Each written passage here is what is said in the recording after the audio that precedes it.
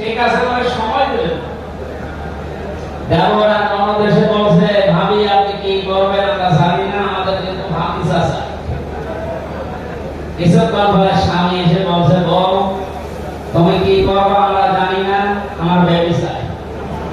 বউ মাথা উঁচু করে বলছে তোমরা কি সব পাগলের বংশ? আমার এখনো কিছুই হয়নি। এরপরে 10 মাস 10 দিন সময় লাগবে, তারপরে কারো বেবি চাই, কারো ভাতিজা চাই, কারো নাতি চাই, সব হবে। আমরা তো সময় দেবে নাকি? 15.5 বছরে যে জঞ্জাল তৈরি হয়ে আছে 1-1.5 মাসে পরিষ্কার করা সম্ভব? কি মনে করে যারা দায়িত্ব পেয়েছে ছাত্র জনতার হাত থেকে, দেশের মানুষের হাত থেকে, তাদেরকে একটু সময় দেবে নাকি? কুষ্টিয়াতে বাংলাদেশ জামাত ইসলামের শ্রদ্ধাভাজন আমির সাংবাদিকদের জানিয়েছেন আমরা সম্মানজনক এবং যুক্তিপূর্ণ সময় তাদেরকে দিতে চান, যেন দিনের ঘটা রাতে না হয়। কথা বলে না কেন? সুতরাং সম্মানজনক সময় নিয়ে তারা ঠিক ব্যবস্থা করবে। যারা খুব তাড়াতাড়ি করছেন যে 10 মাস 10 দিন সময় দেবেন না, এমনিতেই বেবি উনি কি ফ্ল্যাক্সিলোড করে নিয়ে আসবে বাড়ি থেকে। আমরা চাচ্ছি সংস্কার যখন আরম্ভ হয়েছে, দেশের 1628টা চেয়ার আছে, এই দেশের মেন চেয়ার, এই চেয়ার যিনি পালিয়েছে তার চেয়ার থেকে শুরু করে এদেশের ওসি সাহেবের চেয়ার পর্যন্ত আপনি গণনা করবেন 1628টা চেয়ার হয়। আমরা চাই খুব তাড়াতাড়ি যারা দায়িত্বে আছেন এই 1628টা চেয়ার যেন খুব তাড়াতাড়ি পরিবর্তন করা হয়।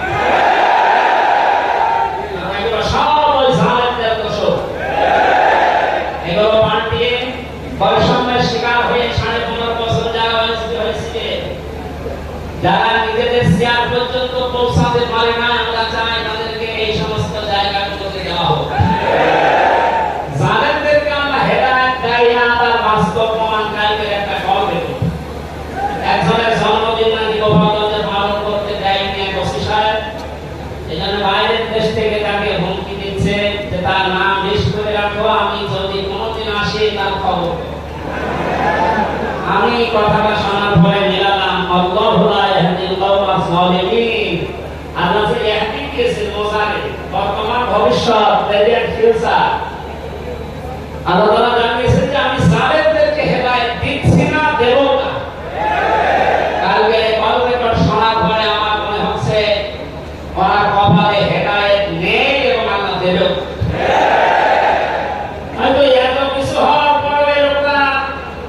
হুমকি দিতে পারে আপনার বিশ্বাস হয়? হেদায়েত চাই না, কারণ আমরা হেদায়েত চাইলেও আল্লাহ দেবেন না। জালেমদের হেদায়েত দেবেন না আল্লাহ নিজে জানিয়েছেন, কারণ জালেমদের বিরুদ্ধে মামলা দায়ের করবে আল্লাহ নিজে। এটা আমি বানালাম।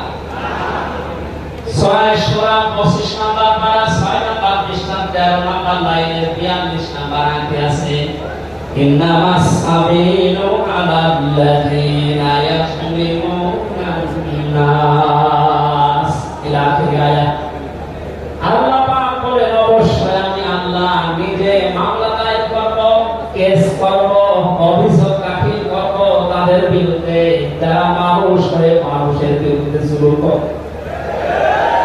আল্লাহ ইয়াযলিমুনা মুসলিমুনা দেখি যে মুসলমানদের উপরে যারা জুলুম করে, ইয়াযলিমুনা নাস দিয়েছেন যারা মানুষের উপরে জুলুম করে, অত্যাচার করে, এরা আমির হামজার মামলার আসামি না, এরা সরাসরি আল্লাহর মামলার আসামি। 1628 জন যারা ছিলেন আপনারা কিন্তু বাংলাদেশের কারো মামলার আসামি না, সবাই এখন আল্লাহর মামলার আসামি। মামলার বাদী যত বড় হয় মামলা তত কঠিন হয় এবং জামিন পাওয়া তত কঠিন হয়। আপনারা জানেন আমি 3 বছর জেলে ছিলাম, আমার যে মামলা ছিল আমার মনে হয় যদি সাজা আমাকে দিত সর্বোচ্চ 3 মাস, কিন্তু মামলার বাদী যেহেতু একেবারে আমরা বলি, এই জন্য বহুবার মামলা সিএমএম কোর্ট জজ কোর্ট হাইকোর্টে ওঠা বড় বলে না, হবে না। এই কয়েকদিন আগে মামলা সব খারিজ হয়ে গেছে। আমি মনে করলাম মাননীয় আদালতকে প্রশ্ন করি যে আমার মামলা তো ছিল, এতদিন তো কিছুই করেনি, হঠাৎ এখন বলছেন কোনো দোষ নেই, সব ব্যবসা খালাস করে দিলাম। মামলাটা হাতে নিয়ে গেলে বলছেন এর ভেতরে তো কোনো মাল মেটালেস নেই, কি দিয়ে বিচার করবো? বাপরে, এতদিন এই কথা বলতে তো আমার 3 বছর ছেলে থাকা লাগে না। এইটাই বলতে যে হুজুর আমার হাত বাবা ছিল, এই বাবা ছিল